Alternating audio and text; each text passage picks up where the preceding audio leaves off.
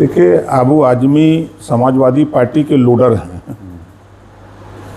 लुडरई करने वाला व्यक्ति मालिक के सामने उसकी औकात नहीं है कि वो बोले।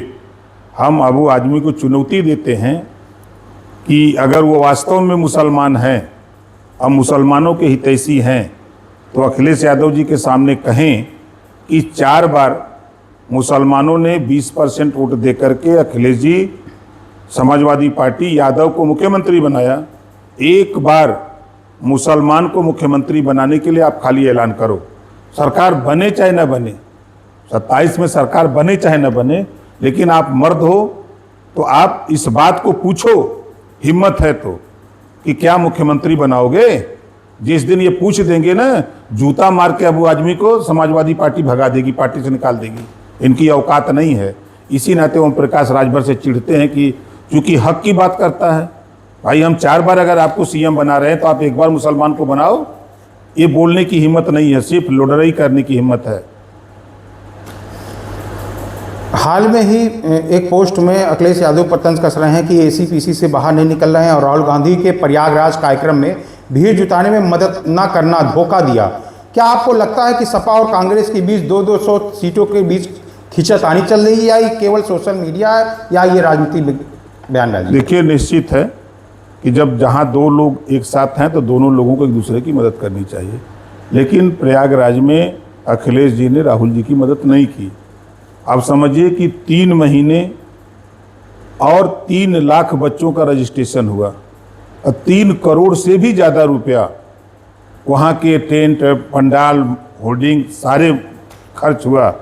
अब भीड़ आई 5000। राहुल जी खुद मर्माहत थे।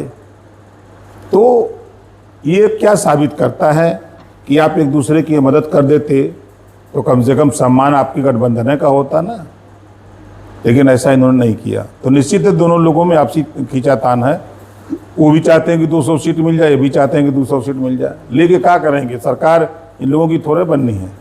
हम तो कह रहे हैं कि 27 में नहीं, अगले पैदाइश की तैयारी कर रहे हैं।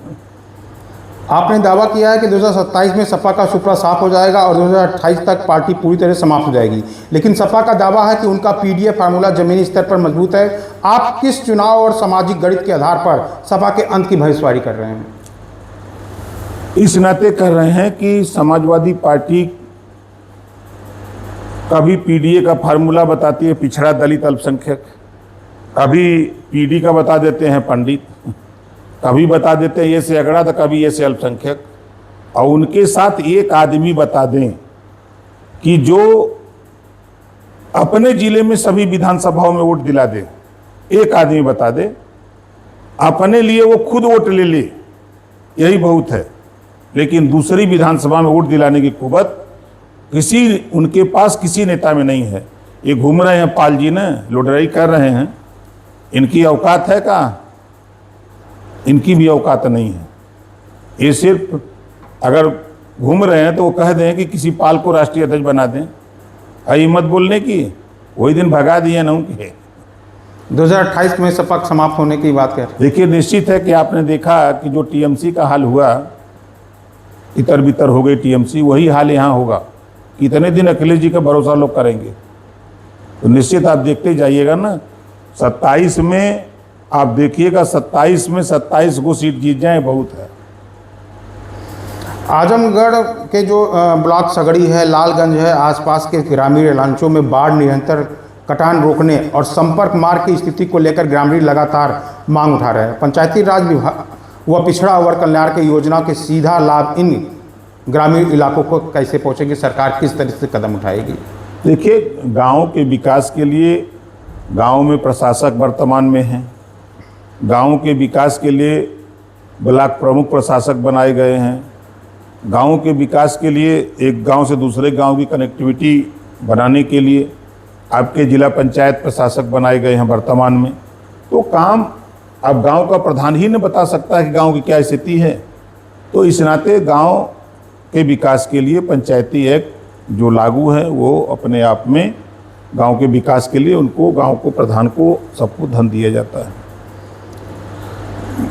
विपक्ष नेताओं आपके बयानबाजी और सरकार की कार्यशैली पर सवाल उठा रहे हैं। आजमगढ़ में जो सपा का गढ़ माना जा रहा है वो सुप्रभा और एनडीए गठबंधन क्या जनाधार बचाने या बढ़ाने के लिए विशेष योजना बना रही है?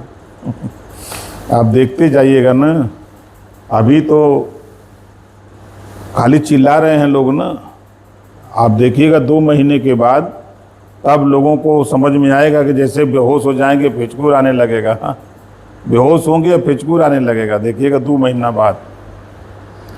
आजमगढ़ में ग्रामीण क्षेत्र में राजभर, चौहान, प्रजापति और अन्य पिछड़ी जातियों का बड़ा वोट बैंक है। आपकी पार्टी इन वर्गों को आजमगढ़ और पूर्वांचल के विकास की मुख्य धारा से जोड़ने के लिए जमीनी स्तर पर कौन कौन सी जन कल्याण योजना है? बहुत सी जन कल्याण योजना है। अब हम लोग हर गांव में डिजिटल लाइब्रेरी बना रहे हैं कि जो गरीब बेचारे पढ़ नहीं पाते हैं उनको वहीं किताबें उपलब्ध होंगी। वहीं हम कंप्यूटर दे रहे हैं, वहीं कंप्यूटर ऑपरेटर दे रहे हैं। हम हर गांव में जो मैरिज लान लोग जाते हैं दूर करने के लिए हम प्रयास हम लोगों का है कि हर विधानसभा में एक मैरिज लान, फिर उसके बाद हम लोग ब्लॉक स्तर पर ले जा करके एक मैरिज लान गरीबों के बीच में खोलने की तैयारी। करीब 22,000 गाँव में काम चालू हो गया है। डिजिटल लाइब्रेरी, उत्सव भवन का काम चल रहा है और गाँव में लोगों के बेहतर शिक्षा के लिए जो समाजवादी पार्टी के लोग बोल रहे हैं उनके मुँह किस मुँह से बोलते हैं। 4 बार सरकार रही और कभी भी समाजवादी पार्टी ने शिक्षा पे ध्यान नहीं दिया और एनडीए गठबंधन की सरकार थी और एनडीए गठबंधन ने महाराजा सुहेलदेव विश्वविद्यालय खोल करके आजमगढ़ ही नहीं आसपास के जिलों के बच्चों को भी पढ़ने के लिए भव्य व्यवस्था दी है। ये काम तो सपा के लोग भी कर सकते हैं। उस विद्यालय में हर समाज के हर जाति के बच्चे पढ़ करके आगे जा सकते हैं। वहाँ से बच्चे पढ़ करके डॉक्टर, मास्टर, इंजीनियर, कलेक्टर बन सकते हैं। ये व्यवस्था अगर किसी ने दिया तो समाजवादी पार्टी की सरकार होते हुए नहीं दे पाए और एनडीए की सरकार ने उसको दे दिया, बना करके दे दिया। आज एक ऐतिहासिक कदम है।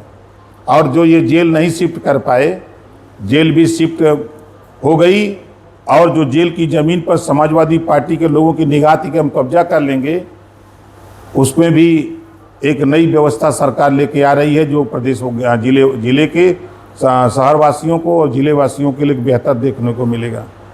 एक सवाल यह है कि आगामी जो त्रिस्तरीय पंचायत चुनाव है, क्या सुप्रभा पंचायत चुनाव में भारतीय जनता पार्टी के साथ मिलकर सीट लड़ेगी कि तालमेल करेगी कि अपनी पार्टी जिला पंचायत और ब्लॉक स्तर पर स्वतंत्र रूप से उतारेगी? अब वो चुनाव आएगा तो विचार किया जाएगा।